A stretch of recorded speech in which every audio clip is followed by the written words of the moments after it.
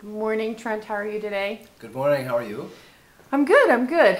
I'm excited about the topic that we're going to talk about today. A lot of people want to know, since it's a kind of a buzz diagnosis these days, attention deficit disorder, and what's your view on attention deficit? So, attention deficit disorder is a diagnosis, and anything that I say here, I don't want to take the place of any kind of medical attention or any guidance that might be given by a physician, though you can use body language and you can sometimes take a diagnosis, and sometimes the healing, the self-healing of a diagnosis, the way to heal it is actually contained within the name of the diagnosis. So if you take attention deficit disorder, attention deficit means that there is a deficit of attention. And so oftentimes people who have attention deficit disorder are people who feel like they need more or ongoing attention. They need somebody to be paying attention to them.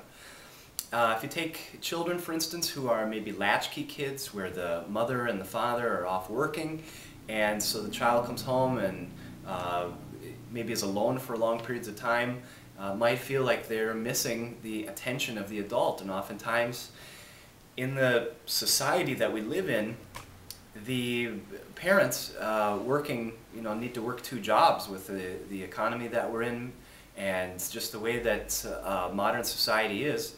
Oftentimes children are needing more attention than they're being given. The one-to-one attention in schools is missing as schools take on larger and larger numbers of children, and this problem or this diagnosis spills over into adulthood. And so adults also have this as a problem, except usually as adults we consider this, we don't necessarily call it attention deficit disorder yet, but there is a diagnosis called adult ADD, and usually we we understand the symptoms as inability to pay attention, inability to focus, inability to stay on topic, and inability to stay on task, or a feeling of something is missing and it's causing me to feel scattered. And oftentimes that thing that feels like it's missing is attention. And so the attention, when you talk about how children are raised and the needs of babies and children, babies and children need three things in order to live. They need food in order to grow, in order to survive. They need shelter and a roof over their heads, and they need attention. So babies, they've done studies like during the war in the late 90s in Kosovo, and they had babies who were orphans and they were placed into cribs, and some of them were given touch and being held and being talked with, and those babies were able to survive, and then the ones that were not given that attention actually died. So attention is equally important to people as it is to as food or shelter is. So if you want to heal yourself, if you've been diagnosed with this as a problem, you need to find out how to go about getting the kind of attention that you're seeking. Now, oftentimes people who develop this as adults also have trauma that's happened to them in the past, where attention and the kind of attention that was given to them maybe was traumatic. Either were beaten as children, or maybe were sexually abused as children, so that attention to them doesn't feel like a safe topic. So the way to heal this is that you need to find somebody or a group or a teacher who can give you attention and give you the kind of attention that you really need in order to grow and take the next step that you need to take towards having a healthy life and towards your goals and towards creating the life that you want to create. So there are different kinds of attention, and usually when it comes to attention, children will start out with a parent, or parents will try to look for what's called positive attention. And I think understanding the types of attention that there are can help guide people into finding out the kind of attention seeking that they're doing, and help them understand where their problem may have come from. So children oftentimes look for positive attention. They try to find the thing about the adults around them that's pleasing, and then they try to accommodate that. So a child will act out little skits for the parents, and the parents think is cute, or let's say a child might do well in school, try to get good grades, because they feel like they need the attention of the parent, and so they choose behavior to get that attention. And if they don't get that attention, let's say a child is needing of attention and the parents aren't as available as they would like. Let's say a father is a professor or a mother is a professor at a school, and their daughter or son wants attention, but when the child comes home from school, the parents are grading papers or are needing to pay attention to the preparation of the next day's teaching. The child may start to feel like it needs additional attention.